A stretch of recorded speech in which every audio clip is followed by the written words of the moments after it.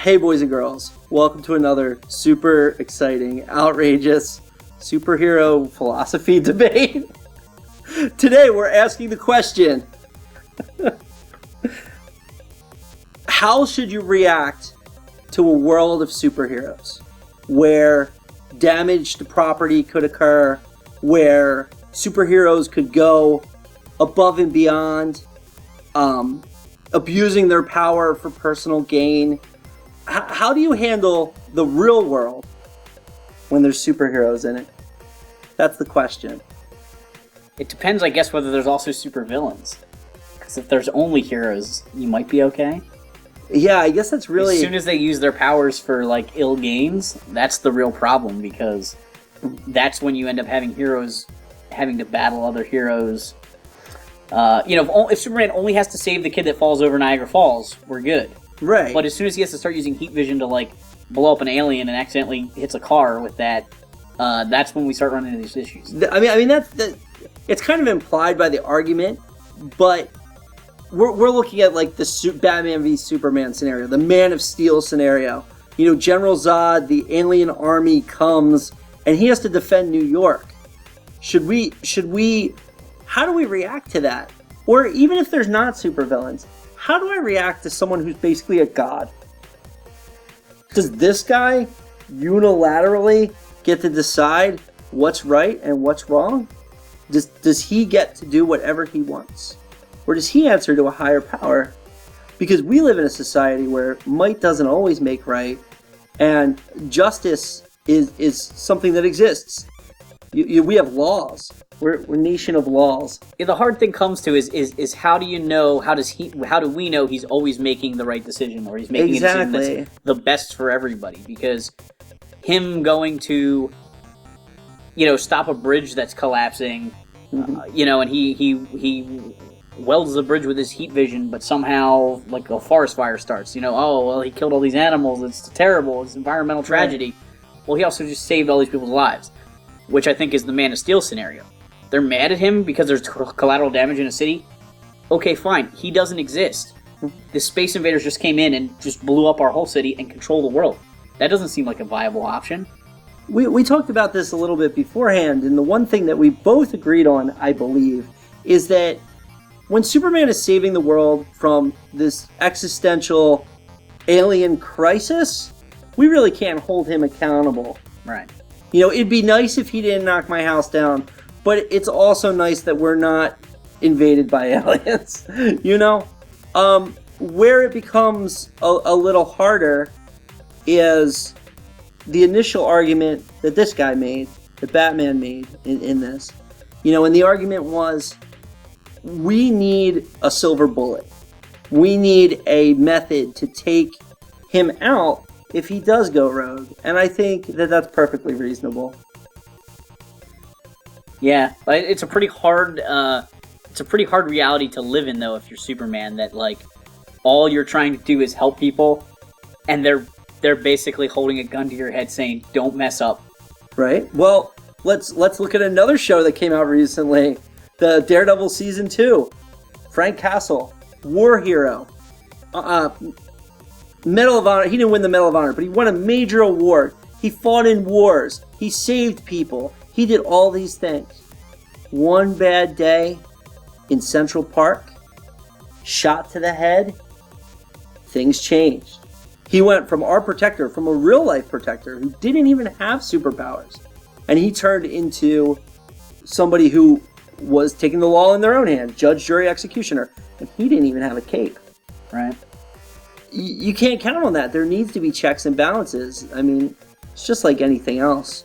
So where I think Batman crossed the line, he marched across the line, was when he went from, we need to be able to handle this someday, to, we need to put down Superman right today. Now. And I still think Superman, even though he does have godlike powers, he definitely is a person.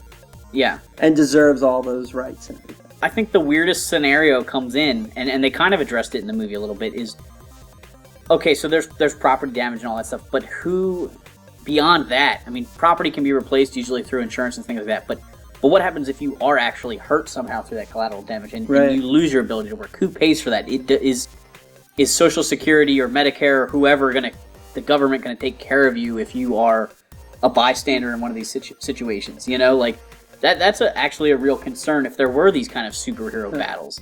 Right, and you may say, well, I mean, looking at current, I mean, is Superman really protected by Good Samaritan laws? You would think he would be, right? Do any laws affect him? I mean, is he internationally immune? He's a diplomat from another country, another planet. But the planet doesn't exist anymore. If you were, it's like being a diplomat of. He's the guy in Terminal. He can't leave the Terminal because his country doesn't exist anymore. Right, exactly.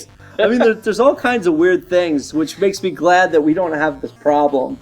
You know, but overall, I just thought Batman v Superman and the upcoming Captain America Civil War really raise those questions of when you have these superpowered people, how does the world really react? Because it's easy to put on the rose-colored glasses and read your favorite superhero comic, but you know, today the media is examining these issues.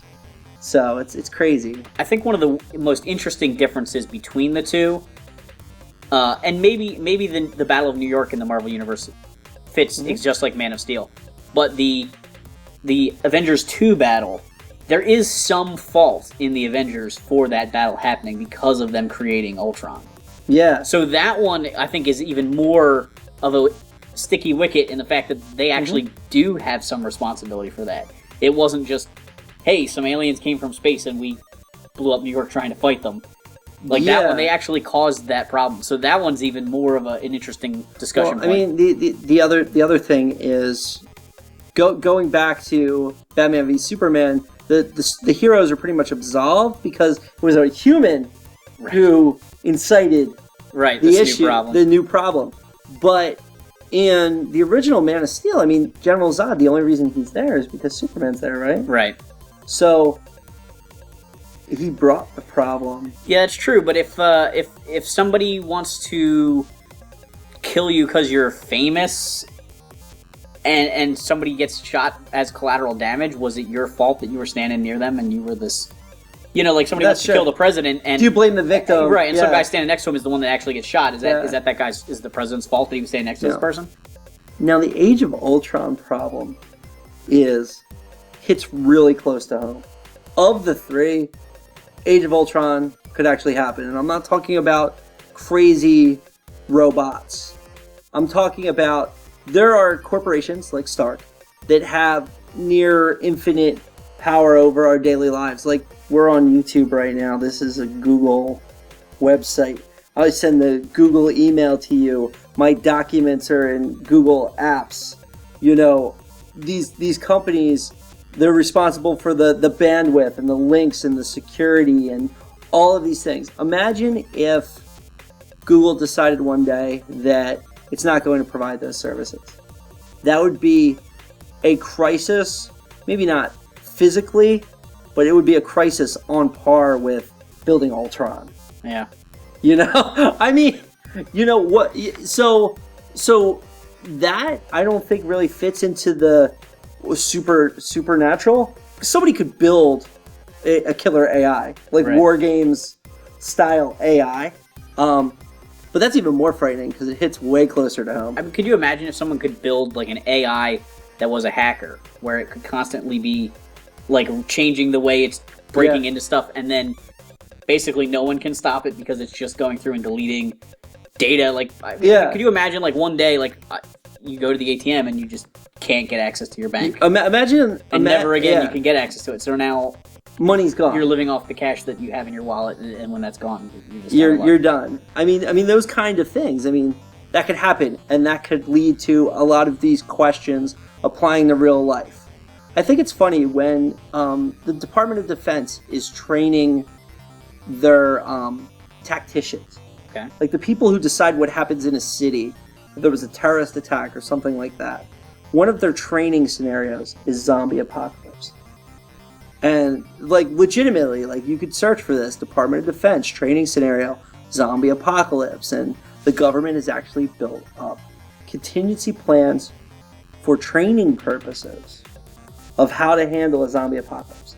It's tongue-in-cheek, it's not real, but it makes the trainees think. Right. Then these people come in to be the planners that decide what happens when a real crisis happens. And if you want to be prepared for anything, you've got to prepare for the thing that you'd never expect to happen. So that way, absolutely, when something slightly more realistic but totally crazy happens, you've sort of thought in that direction before.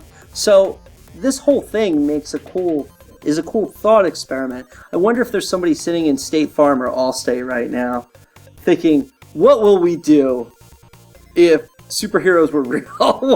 How would that change our business policies? You have a $500 metahuman deductible. Exactly, something like that. So it would be really cool to see that. I hope that insurance work has the fun day where they get to talk about, Cyclops' beams, how they're gonna write that into your policy. Jake from State Farm, what do you think of this? Yeah, exactly. Yeah. That's good. If any of you work in insurance, disaster planning, or military, we'd love to hear in the comments below how you would react to a metahuman crisis. Thanks for watching this super exciting, outrageous toy review. Make sure to like, subscribe, and check out our other videos.